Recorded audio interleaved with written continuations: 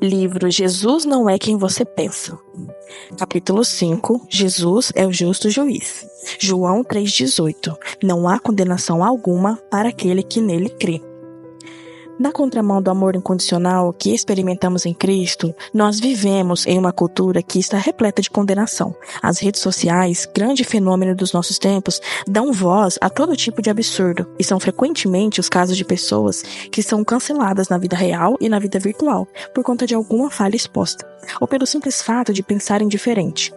Ao invés de agirmos com compaixão diante das falhas e das diferenças alheias, costumamos agir com condenação.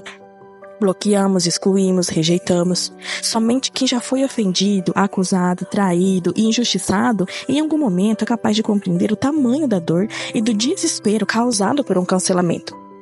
Mas essa forma de lidar com as pessoas não é uma novidade nos nossos tempos. Na verdade, ela existe há milhares de anos e é fruto do pecado. Adão transferiu a Eva a responsabilidade por sua desobediência e sugeriu que o seu problema era a mulher que Deus havia lhe dado. Depois disso, Caim cancelou Abel, matando o próprio irmão. O início da humanidade nos mostra que o mal do cancelamento esteve presente desde a queda. Ainda que não se usasse o mesmo termo para nomeá-lo, todos nós queremos cancelar alguém. Pois o impulso natural que encontramos em nosso coração pecaminoso é sempre de culpar o outro. Frequentemente, terceirizamos nossas culpas e temos dificuldade para encarar a realidade sobre nós mesmos. Enchemos-nos de justificativas ao invés de reconhecer nossos erros e os nossos pecados. Além disso, damos muita ênfase ao erro dos outros enquanto negamos os nossos. Jesus confrontou essa postura, dizendo: "Por que você procura com um cisco no olho do meu amigo, enquanto há um tronco no seu próprio olho?" Mateus 7,3. Jesus veio ao mundo para expor a postura enganosa e perigosa do coração. Em João 8,1, encontramos a história de uma mulher flagrada em adultério. E com esse episódio podemos observar algumas características da cultura do cancelamento, que na verdade só expõe o nosso desejo de sermos juízes sobre a vida do outro, e de espalharmos sentenças de condenação, ao menor sinal de erro alheio. A cultura do cancelamento é orgulhosa. Então os mestres da lei e os fariseus lhe trouxeram uma mulher pega em adultério e a colocaram diante da multidão. João 8,3. O cancelamento é um tipo de cultura que produz arrogância em nós. Usamos a falha do outro como um degrau para nos projetar em cima dele, alimentando um senso de superioridade moral. Esse tipo de atitude expõe o pensamento de que somos melhores que as outras pessoas e deixa evidente o orgulho que há em nosso coração. Quando agimos assim, na verdade, estamos usando as falhas dos outros para a nossa autopromoção. Desejamos com isso aparecer melhores e mais dignos diante de Jesus. O orgulho é a raiz de muitos problemas que enfrentamos. Gosto de chamar esta fraqueza de inclinação ao orgulho e da síndrome de Lúcifer. Porque o diabo foi tomado pelo orgulho, que fez ele se colocar contra Deus. E ele usa essa mesma estratégia para nos afastar do Criador, induzindo-nos ao orgulho, sugerindo que não precisamos de Deus e que podemos ser senhores da nossa própria vida. Quando agimos com orgulho, estamos nos colocando na posição de Deus, como juízes. Nós nos tornamos exatamente iguais àqueles que queriam apedrejar a mulher adúltera. Muitas vezes lemos essa passagem e pensamos que aquele era um tempo distante e cruel, quando o apedrejamento era previsto na lei. Mas esse tempo ainda não acabou, pois continuamos apedrejando pessoas. As pedras contemporâneas são nossas palavras, posts, bloqueios, a indiferença. Essas são maneiras muito eficazes de destruir a vida de outra pessoa. O apedrejamento virtual é tão destrutivo quanto aqueles que aconteciam no passado. Nós gostamos de expor e ridicularizar as pessoas que não se comportam como nós nos comportamos, ou que não se enquadram na fé que professamos. Em Lucas 18,11, Jesus conta na parábola, expondo que a atitude absurda dos fariseus eram. Ele diz: "O fariseu em pé fazia essa seguinte oração: Eu te agradeço, Deus, porque não sou como as demais pessoas, desonestas, pecadoras, adúlteras, e com certeza não sou como aquele cobrador de impostos." Veja só isso. Os fariseus oravam agradecendo por não serem igual aos demais, que segundo os padrões deles eram classificados como pecadoras. Esse posicionamento mostra que eles se sentiam melhores que as outras pessoas. O orgulho é pecado e diminui a importância do que Jesus fez na cruz, pois considera o sacrifício de Jesus quase desnecessário. Afinal, não somos tão maus assim. Se sou amado por causa da graça, como posso me sentir superior a alguém? Pense por um instante. Quem tem sido o alvo das suas pedras? Você já expôs alguém diante da multidão nas redes sociais? Isso fez com que você se sentisse melhor do que a outra pessoa? Lembre-se, a Bíblia chama isso de orgulho. A cultura do cancelamento é seletiva. João 8,4 diz: Mestre, esta mulher foi pega em adultério. Disseram eles a Jesus. A lei de Moisés ordena que ela seja apedrejada. O que o Senhor diz sobre isso? Além de ser uma cultura orgulhosa, a cultura do cancelamento também é seletiva, pois ela escolhe e classifica quais pecados são graves e imperdoáveis. Agimos seletivamente em nossos relacionamentos familiares, profissionais e nos grupos de conversas do WhatsApp, condenando os erros e as falhas daqueles que nos incomodam na vida dos outros. Mas ao mesmo tempo, não levamos o nosso pecado tão a sério. Damos ênfase aos erros dos outros e maquiamos nossas falhas. Agimos de maneira hipócrita. Vejo isso na história dessa mulher, diante da multidão. A lei de Moisés dizia que se um homem e uma mulher fossem pegos em adultério, deveriam ser mortos. Mas aonde estava o homem naquela situação? Porque ninguém comete um adultério sozinho. Por que levaram somente a mulher e a colocaram diante de todos? Seria o adultério um homem conhecido? O permitiram que ele fugisse? Percebe o quanto eles foram seletivos? O homem adúltero foi livrado do julgamento, mas a mulher não. É assim que a cultura do cancelamento é seletiva. Esse ponto da história é um espelho muito nítido, que reflete as nossas próprias atitudes. Nós escolhemos os pecados que queremos condenar. Condenamos o adultério, mas toleramos o pensamento impuro. Condenamos a corrupção, mas toleramos a ganância. Condenamos o assassinato, mas convivemos com o ódio. Aceitamos a promiscuidade em nossas igrejas, mas a homoafetividade sempre é alvo de espanto. Usamos pesos e medidas diferentes em relação ao pecado dos outros, mas a Bíblia nivela todos os pecados. Há homens que não têm amor pela própria família e tratam a esposa e os filhos de maneira violenta, em palavras e ações. Há homens que falham em demonstrar amor, respeito e dignidade à esposa. Mas por que homens assim são dignos de pertencer ao corpo de Cristo e outras pessoas não? Quantas mulheres vaidosas e descontentes com sua autoimagem alimentam inveja em seu interior e geram conflitos em seus relacionamentos por causa de uma insatisfação puramente pessoal? Todos nós temos pecados e falhas, que são muitos. Contudo, queremos misericórdia para nós e condenação para os outros. Costumamos ter em mente uma escala de maldade, segundo a qual definimos os pecados em pecadinho, pecado médio, pecadão e superpecado. Mas, para Deus, essa escala não existe, uma vez que pecado é pecado e diante dele somos todos iguais. Desta forma, estamos nivelados em nosso afastamento de Deus, presos em nossos orgulhos, prepotência e em nossa maldade interior. O que nos diferencia é a maneira com que o pecado se manifesta em cada um, por meio de perversões diferentes. Algumas mais aceitas, outras menos. Algumas mais danosas, outras menos. Assim, em uma sociedade seletiva, o adultério é condenado, mas a pornografia não, uma vez que é sutil e oculta. No entanto, Jesus é bem claro ao dizer que quem olhar para uma mulher com desejo impuro já adulterou.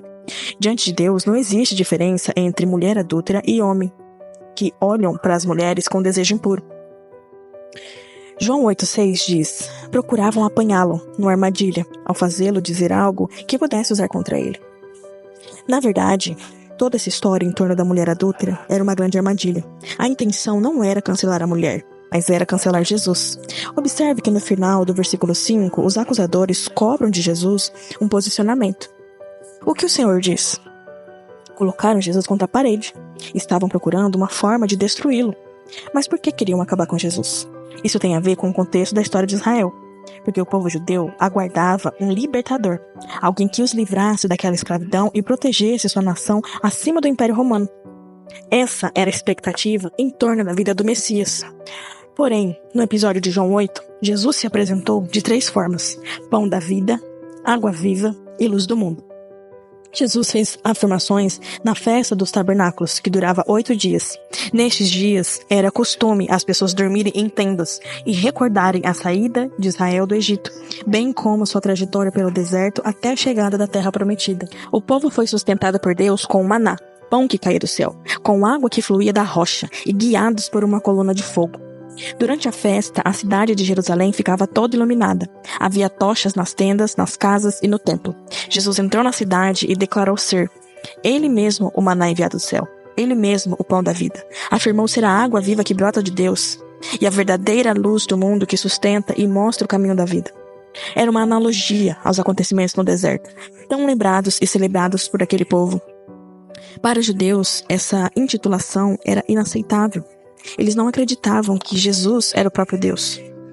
Isso, afinal, era uma blasfêmia. Não existia, na concepção deles, a menor possibilidade de Deus se revelar daquela forma humana e humilde.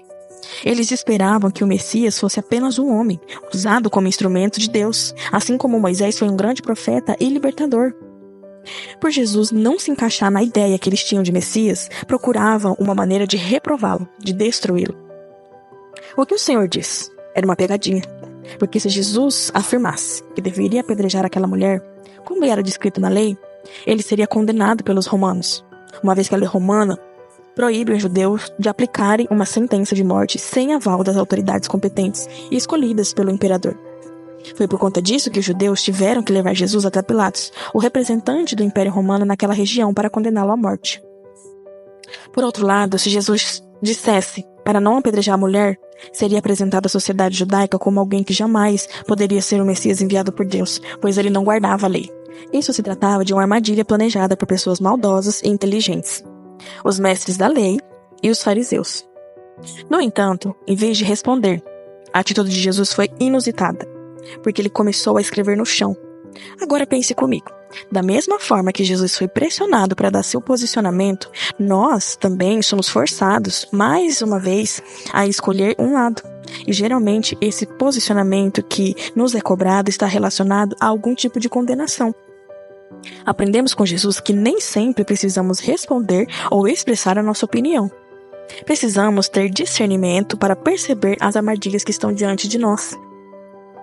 João 8,6. Jesus, porém, apenas inclinou e começou a escrever com o dedo na terra. Você já se perguntou o que Jesus escreveu naquele momento?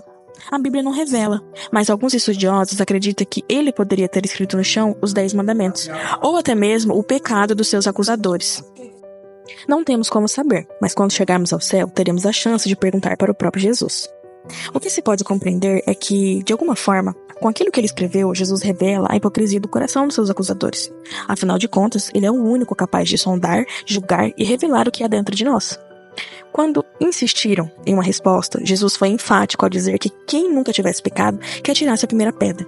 Assim, mostrou a todos que aquela prática se tratava de um costume hipócrita. Aliás, é importante destacar que a hipocrisia nos faz acusar pessoas que não são diferentes de nós. Pelo contrário, são tão pecadores e falhas quanto nós. Dessa maneira, nossas pedras acabam por expor nossa própria falsidade. Jesus quer mostrar o que há de pior dentro de nós, quando esquecemos o quanto somos pecadores. João 8,9 diz: Quando ouviram isso, foram saindo um de cada vez. Começaram pelos mais velhos, até que só restaram Jesus e a mulher no meio da multidão. Jesus iluminou o entendimento de cada indivíduo presente ali, para que enxergasse dentro do seu próprio interior, percebendo que eram todos iguais, pecadores, dignos de condenação. De maneira interessante, o versículo nos diz que as pessoas deixaram o recinto. Começando pelos mais velhos, ou seja, os mais sábios, caíram em si, largaram suas pedras e se retiraram. A percepção de que não são diferentes da mulher adúltera fez com que tomassem consciência e deixassem no local somente Jesus e a mulher. Se o assunto for perfeição, justiça e retidão, não resta ninguém. Nesse momento, Jesus nos apresenta uma nova cultura, na qual somos chamados a viver como os cristãos, a cultura do acolhimento. O único que poderia ter condenado aquela mulher era aquele que não possui pecado algum, o justo juiz, mas ele decidiu acolhê-la em misericórdia e compaixão. Ele expôs os erros da cultura do cancelamento e introduziu uma nova cultura aos cristãos por meio de uma nova postura. A maior característica da cultura do acolhimento é a humildade. Nós não somos diferentes. Nossas falhas podem ser diferentes, mas estamos todos igualmente distantes de Deus por causa delas. Ter essa consciência produz humildade, uma vez que, por conta dela, não maltratamos mais as pessoas, nem a tratamos com altivez e orgulho. Todos somos iguais, já que diante de Deus não existe quem seja bom, pois a Bíblia diz que todos somos maus. Romanos 3,10 diz: Como afirmam as Escrituras, ninguém é justo, nenhum sequer. Não há um justo sequer. Se Deus passar a régua da justiça, não sobra ninguém. Contudo, existe gente ruim arrependida e gente ruim não arrependida. A mulher adúltera teve seu pecado exposto, estava totalmente arrependida, mas nada podia fazer. Então Jesus, o único que poderia condená-la, fez algo por ela, pois é perfeito. João 8,10 diz: Então Jesus se levantou de novo e disse à mulher: Onde estão os seus acusadores? Nenhum deles condenou? Não, Senhor, respondeu ela. E Jesus disse: Eu também não te condeno. Vá e não peques mais. Deus é amor. Mas como ele puniria o pecado, como a justiça exige, sem contradizer o seu amor? Deus é justo. Mas como ele perdoaria o pecado, como o amor exige, sem contradizer sua justiça? Esse dilema foi resolvido na cruz, onde a justiça de Cristo, que jamais cometeu pecado, justificou pecadores indignos. A justiça de Deus foge da lógica humana de que quem faz o bem recebe recompensa e quem faz o mal recebe punição.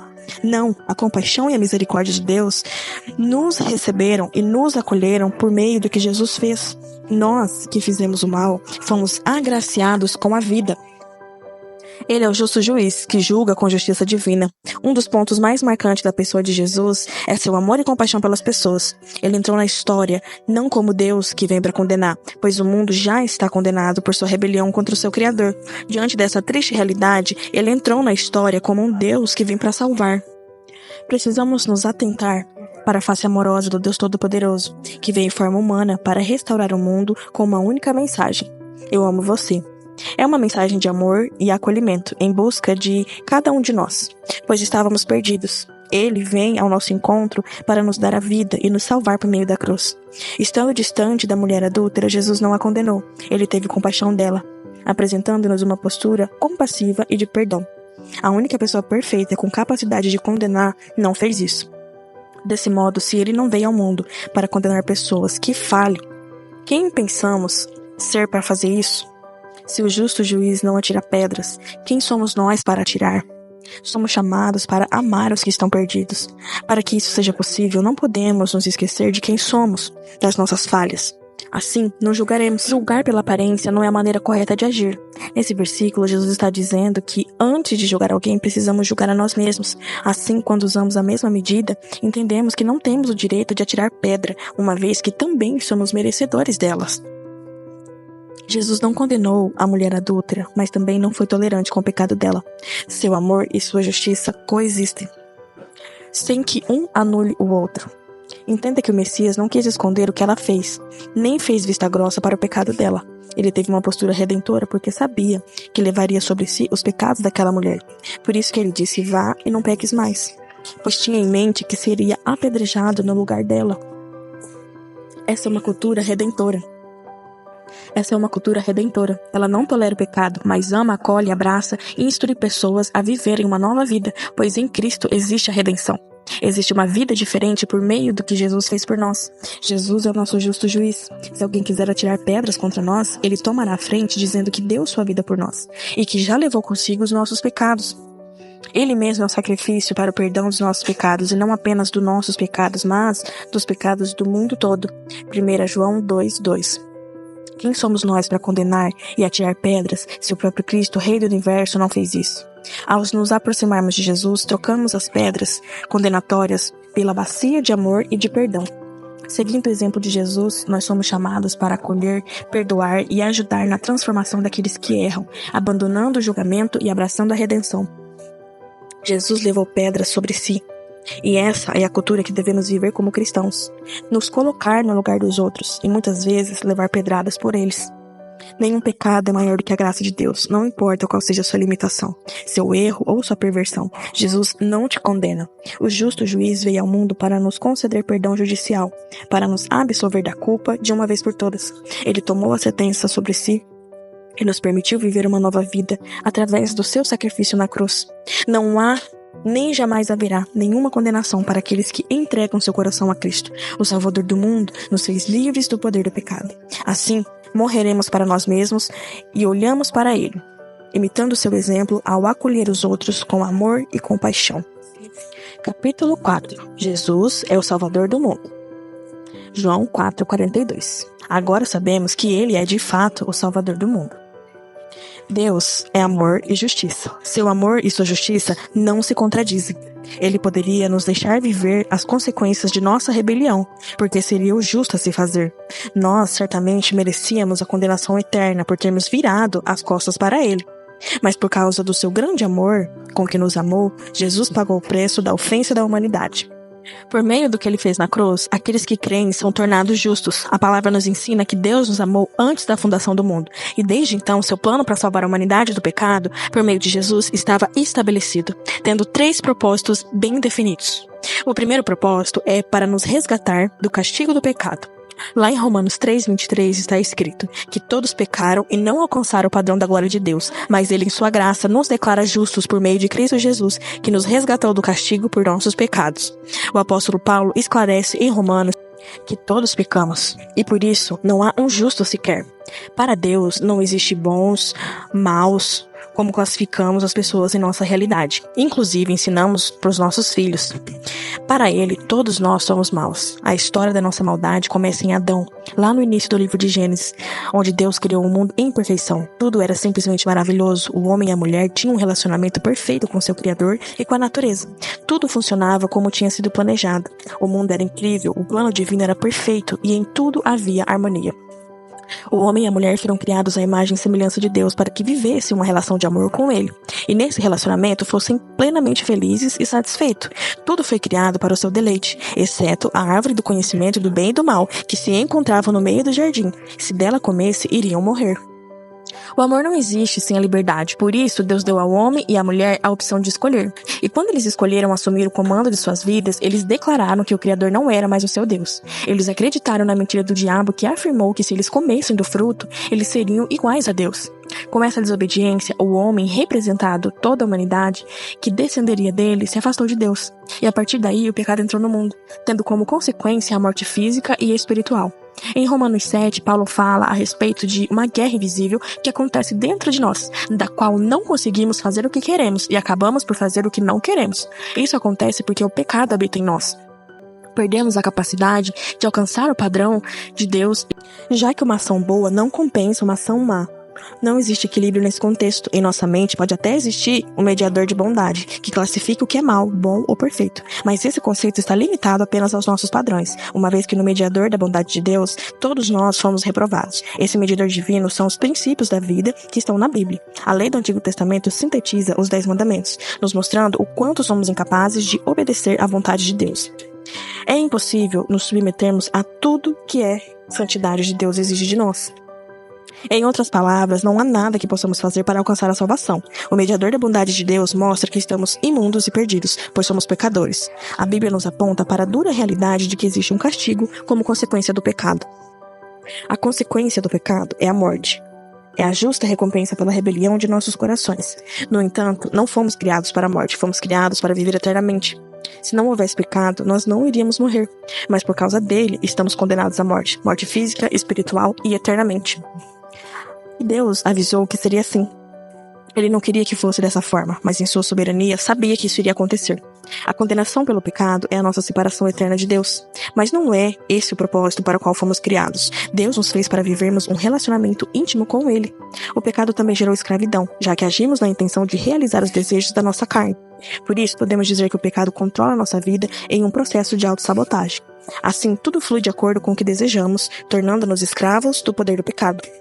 Por que Deus não poderia simplesmente nos perdoar? Porque a cruz foi necessária. Porque Jesus tinha que morrer.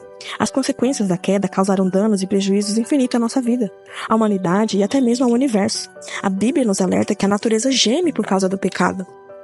Imagine em que mundo viveríamos se o próprio Deus, justo e santo, fosse conivente com o mal, passando a mão em nossa cabeça e aceitando o nosso pecado. Já pensou? Sempre que há dano em um relacionamento, inevitavelmente alguém tem que arcar com o custo. O mesmo acontece em nosso relacionamento com Deus. O pecado foi um dano de dimensões imensuráveis. E há um custo a ser pago: a morte. Jesus pagou o preço exigido por nossa corrupção.